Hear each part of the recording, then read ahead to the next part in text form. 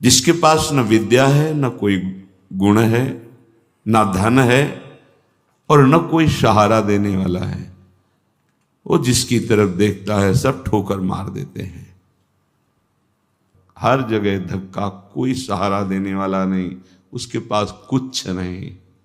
कोई अगर उसकी तरफ से निकलना चाहो तो हटकर दूर खड़ा हो जाएगा, कहीं कुछ मांग न ले, कहीं कुछ कह न दे।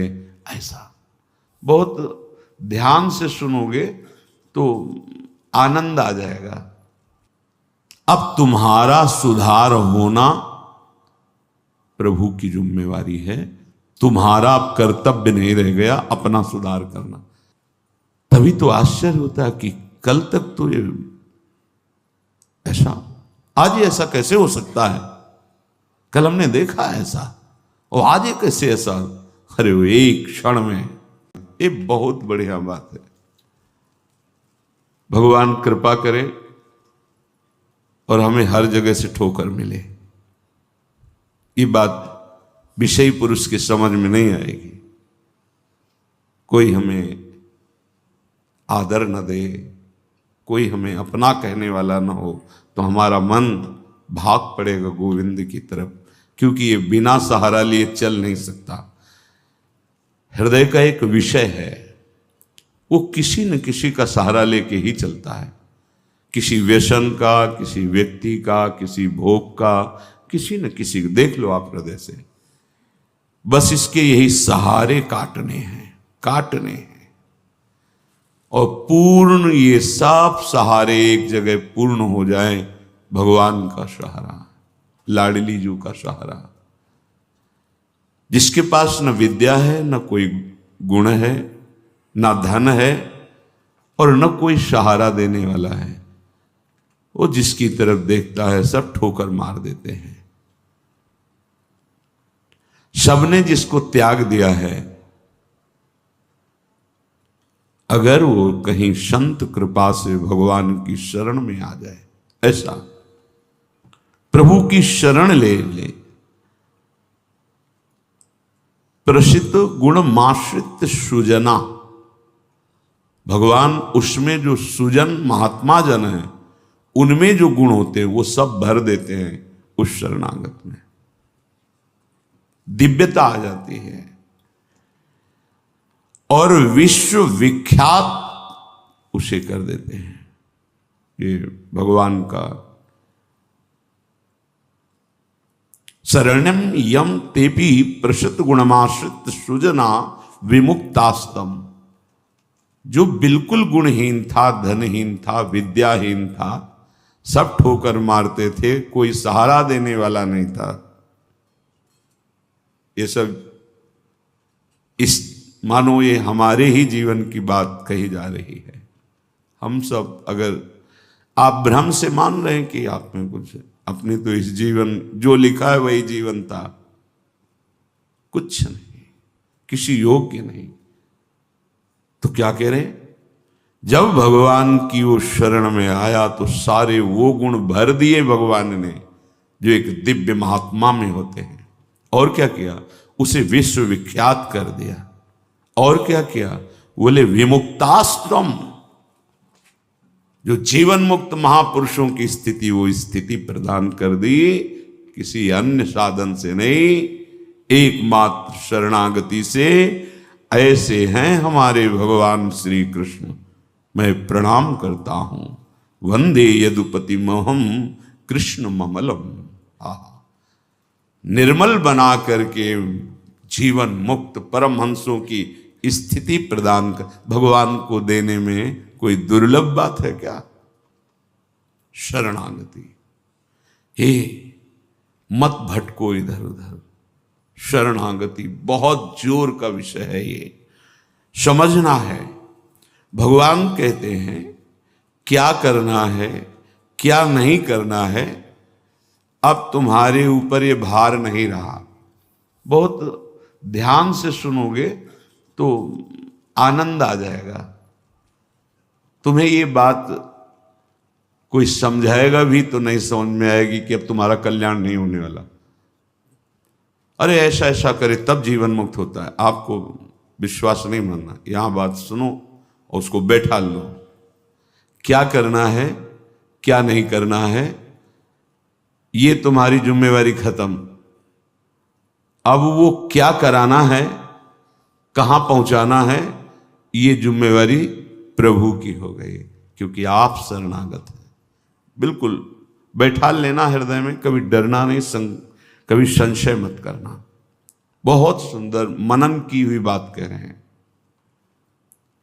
स्वयं भगवान के शरणागत हो जाना संपूर्ण साधनों का फल है, सार है। बस शरणागति को समझना, आगे पूरे विवरण में आएगा, विस्तृत रूप से है कि क्या शरणागति का स्वरूप है। शरणागत हो जाना प्रभु के संपूर्ण साधनों का फल है, सार है। जैसे भक्ति के 9 विशेष स्वरूप हैं, श्रवणम, कीर्तनम, स्मरणम, विष्णुपाद सेवनम, अर्चनम, वंदनम, दास्यम, सख्य। पर ये जो 9वां है ये अष्ट भक्ति का फल है, आत्मसमर्पण, आत्मनिवेदनम, आत्मसमर्पण। अपने आप को प्रभु के हवाले कर देना, अंदर से, हृदय से। आप देखो ये ऐसा वो परिस्थिति पैदा कर देते हैं या ऐसा ज्ञान दे देते हैं, दोनों बातें उन। पूर्ण समर्पण तभी होता है जब अशरण हो जाता है, हर जगह धक्का, कोई सहारा देने वाला नहीं, उसके पास कुछ नहीं, कोई अगर उसकी तरफ से निकलना चाहो तो हट कर दूर खड़ा हो जाएगा, कहीं कुछ मांग न ले, कहीं कुछ कह न दे, ऐसा तिरस्कृत, उसे विश्ववंदनी बना देते भगवान। पक्का केवल शरणागति बहुत बड़ा स्वरूप है शरणागति का। ये संपूर्ण साधनों का सार है। शरणागत भक्त को अपने कल्याण के लिए कुछ भी करना शेष नहीं रहता। सुनते जाना। जैसे पतिव्रता शरीर श्रृंगार करती है पति के लिए, पूरे ग्रह की टहल करती है पति सुख के लिए, उसकी एक एक चेष्टा केवल अपने पति के लिए होती है।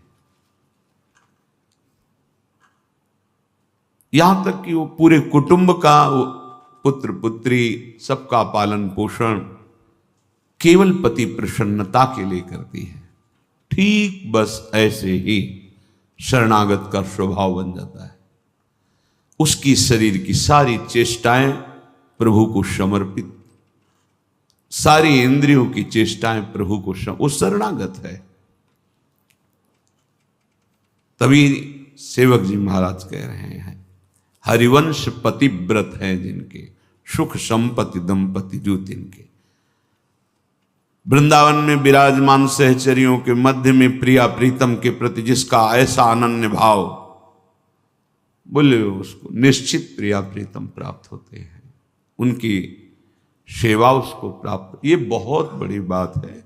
ज्ञान निधि, वैराग्य निधि, बड़े बड़े महापुरुष जब थोड़ा सा रस का श्रवण हुआ तो आकांक्षाएं जागृत हो जाती हैं।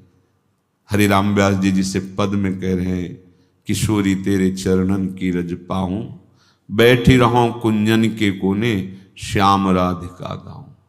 जो रज शिव सनकादिक याचत, जिस रस के किनका को श्रवण करके याचना करते हैं कि अगर रज मिल गई तो प्रेम मिल जाएगा, प्रेम मिल गया तो प्रिया प्रीतम मिल जाएंगे।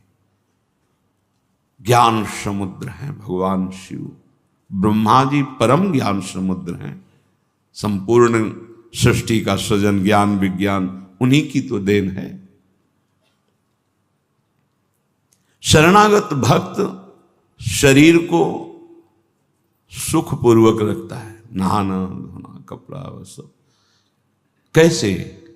जैसे एक पतिव्रता अपने शरीर को सजाती है, उसका उद्देश्य क्या होता है?